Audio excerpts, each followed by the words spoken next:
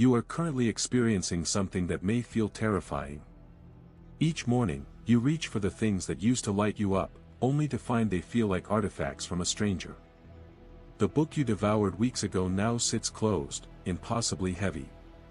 The person you converse with daily suddenly speaks in code you no longer decipher. Those ambitions that pulled you forward with magnetic force now echo from an unreachable distance. And you're likely asking yourself, am I fundamentally broken? Has some shadow of depression infiltrated? Is the true self dissolving? But here is what I need you to consider. What if this emptiness, this peculiar distance from all you once knew, isn't evidence of collapse? What if it is the clearest signal that you are being rebuilt for something entirely different? The reality is this: you are not losing interest because something is malfunctioning. You are losing interest because something profoundly correct is unfolding. Something so transformative that your previous self is quietly dissolving to make room for your next emergence. Consider the butterfly. Before transformation, the caterpillar doesn't simply enter a chrysalis and peacefully morph inside the chrysalis, it literally digests itself. Its body breaks down into what scientists call imaginal soup, a complete dissolution of all it once was. To any observer, it would look like total destruction, death. But this destruction is construction. The caterpillar must become nothing before it can become everything. You are in your chrysalis now. On that threshold between your former configuration and your emergent design. Your withdrawal is not arbitrary, it is precise, intelligent. Your internal system is redirecting energy away from what can no longer support your evolution. The hobbies that consumed your attention, the connections that filled your cup, the visions that moved you, they are not vanishing because you are flawed. They are vanishing because they belong to a frequency you have already transcended. Most panic when this dissolution begins. They try to resurrect old patterns, not understanding why that favorite song sounds hollow, why comfort food tastes bland, why being around certain people feels like wearing a costume 3 sizes too small.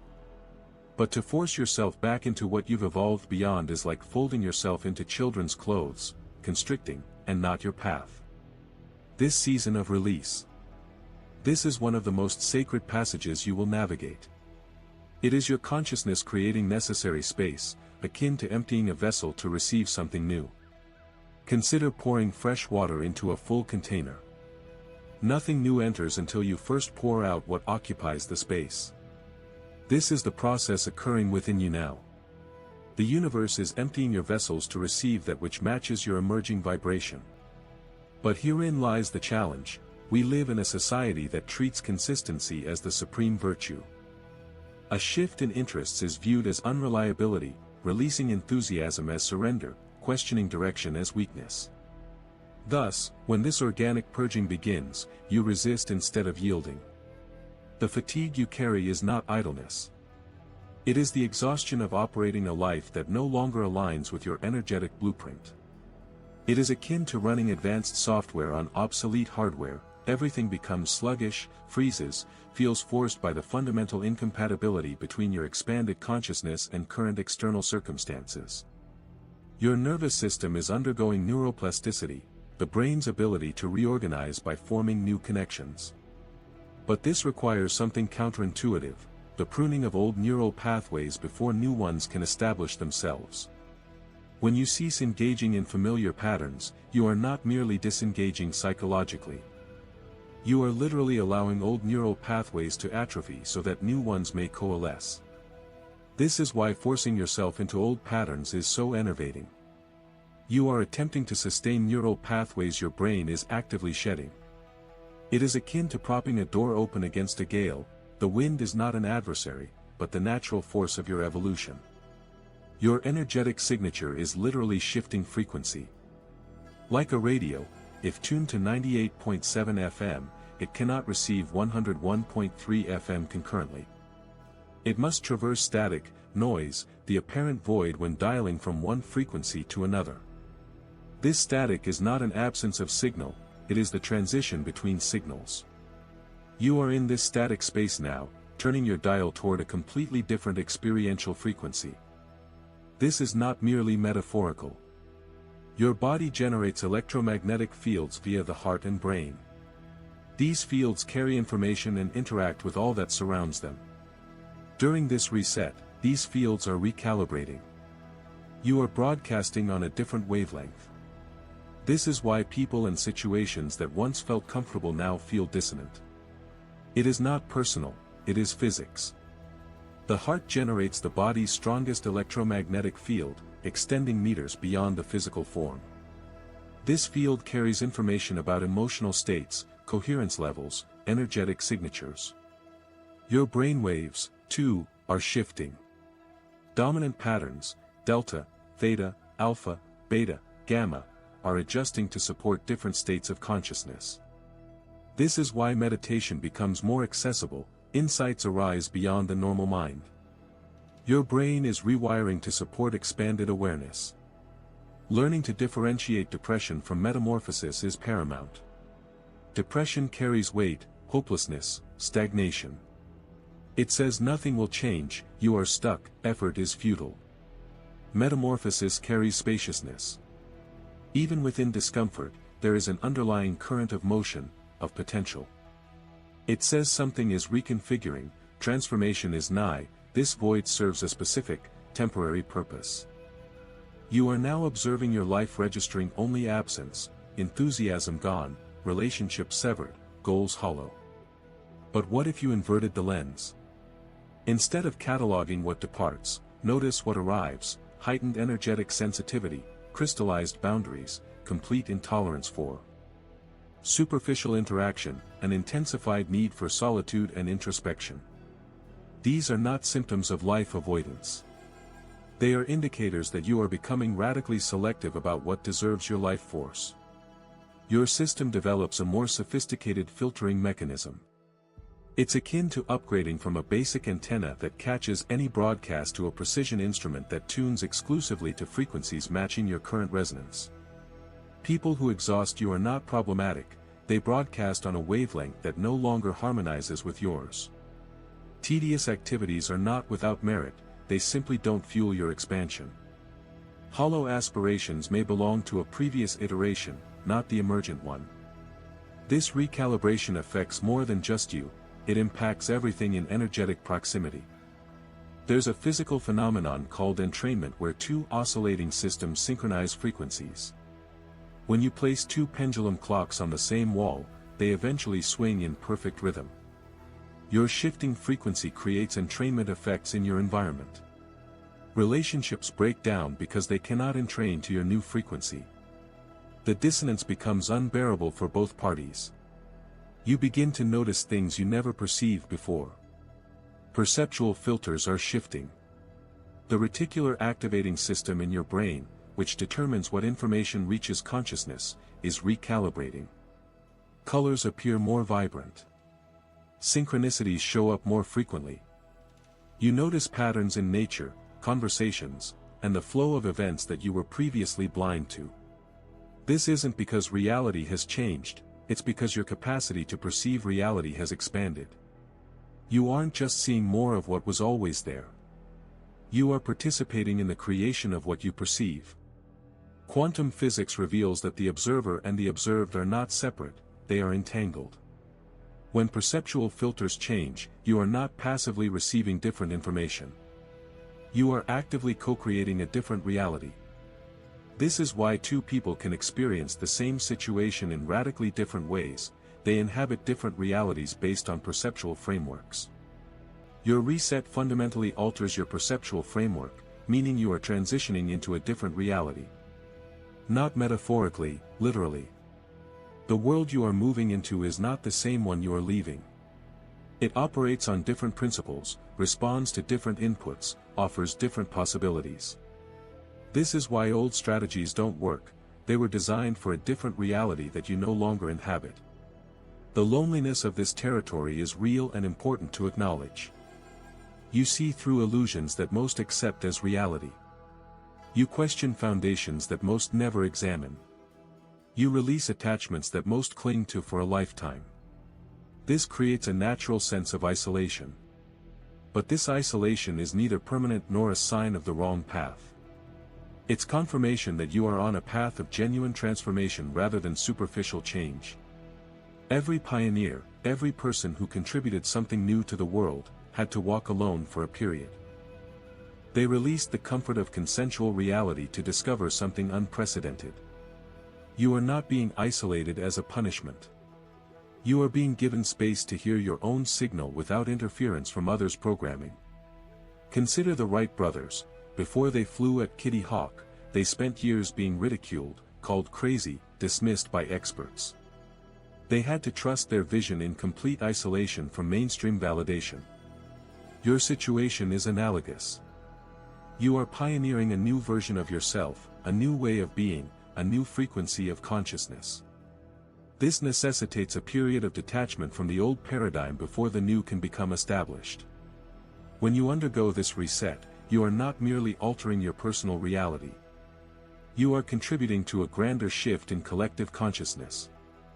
Every individual who successfully navigates this dissolution makes it easier for others to do the same. You are forging pathways within the morphogenetic field, establishing patterns for others to follow.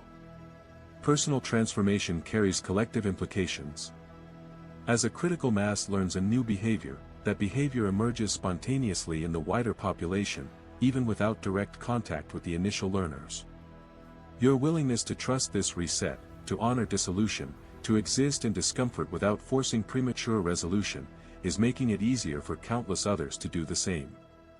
You are not transforming merely for yourself, you are transforming for the collective. In alchemy, there is a concept called nigredo, the blackening. It is the first stage of alchemical transformation where everything falls apart, all form dissolves into chaos. Ancient alchemists understood that dissolution was not failure, it was the necessary preparation to create the philosopher's stone, the final transformation. They knew you could not transmute lead into gold without first breaking the lead down completely. The same principle applies to consciousness. You cannot transform into a higher self without dissolving the structures of the previous self. Shamanic traditions speak of the dismemberment where an initiate is symbolically torn apart before being reassembled with new powers. Mystical traditions speak of the dark night of the soul where all that is familiar falls away before union with the divine consciousness. You are walking a path trod by seekers and mystics throughout history. You are not alone in this experience. The reason for this reset happening now is not random. You have reached a threshold where old structures literally cannot contain the expanding consciousness. Like a glass jar holding water perfectly until you try to fill it with something larger. The jar is not broken, it was simply not designed for what you are attempting to put into it.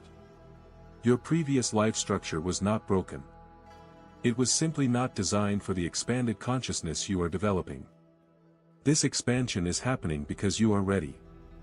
Even if you do not feel ready, the soul makes no mistakes. It does not initiate random dissolution, nor does it do so prematurely. As above, so below. As within, so without. What occurs within your consciousness creates corresponding shifts in the external reality. The disinterest you feel is not merely an internal preference changing. It is consciousness withdrawing energy from those activities, which then begin to naturally fade from your experience. You are not just observing life change. You are actively creating these changes through your transforming energetic signature. Learning to distinguish between the voice of fear and the voice of transformation is crucial. The voice of fear speaks in absolutes, catastrophizes, predicts the worst-case scenario, feels tight in the chest, constricted in the throat, says something is wrong, that you are wasting your time. The voice of transformation carries spaciousness even within discomfort, speaks of possibilities, invites curiosity, asks questions rather. From pronouncements, you may feel vulnerable but not trapped, there's always a sense of movement, however subtle. Fear constricts. Transformation expands, even when expansion is uncomfortable. Several times a day, pause and ask, what wants to leave? Don't answer from the mind. Feel it in the body. Notice what feels heavy, what tries to exit, what no longer carries life force. Then ask, what wants to arrive? Wait for the sensation, the subtle pull, the quiet knowing that emerges beyond thought. This practice trains the nervous system to recognize the intelligence of transformation. It builds communication between the conscious mind and deep wisdom by orchestrating this reset. Perhaps you cling to possessions you continue to think you'll use, but each time you look, you feel a subtle heaviness. That's a sign the object wishes to depart. It's holding on to prior frequency energy. Perhaps you continue thinking of skills you never learned, pottery, Italian, astronomy. You dismiss them as impractical, yet the pull returns. That's a sign of what wishes to arrive. In quantum mechanics, the observer effect shows that observation changes the observed. When you anxiously observe your emptiness, constantly measure yourself against old metrics, you interfere with the natural process of reconfiguration. Practice quantum patience, the ability to exist in uncertainty without forcing resolution. The capacity to hold multiple potential futures without demanding immediate crystallization. It is not passive waiting, it is active allowing. It creates conditions for emergence while releasing attachment to specific outcomes. Like a seed planted in soil, beneath the surface, unseen, the casing softens, the embryo swells, cells divide. All in the dark, in apparent nothingness, with no visible evidence of change. If you were to unearth the seed daily to check its progress, you would destroy the process. The seed needs the darkness, the pressure of the soil, time in the invisible realm. You are that seed now. In the underground phase. Nothing visible happening does not mean nothing is happening. Beneath consciousness, profound reconfiguration occurs. Trust this reset. Trust this emptiness. Trust this dissolution. You are not falling apart, you are falling into alignment. What is destined for the next chapter is already making its way through the quantum field of infinite possibility, waiting for enough space to be cleared to receive it. If this message found you today, it is not by chance. You are ready to stop interpreting disinterest as pathology and begin recognizing it as prophecy. You are not getting lost. You are discovering yourself beneath the accumulated layers that were never authentically yours. The void is not permanent, it is preparatory. The silence is not abandonment, it is an invitation. The emerging version has patiently waited for this moment when all you thought you needed would dissolve, leaving only that which has always been essential. The reset has begun, and you are exactly where you need to be.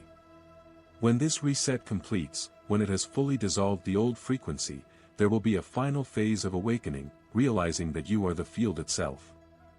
This is not merely a philosophical shift, it is a real shift from observing your reality to being the reality. Trust the process. Trust the dissolution. Trust that you are exactly where you need to be.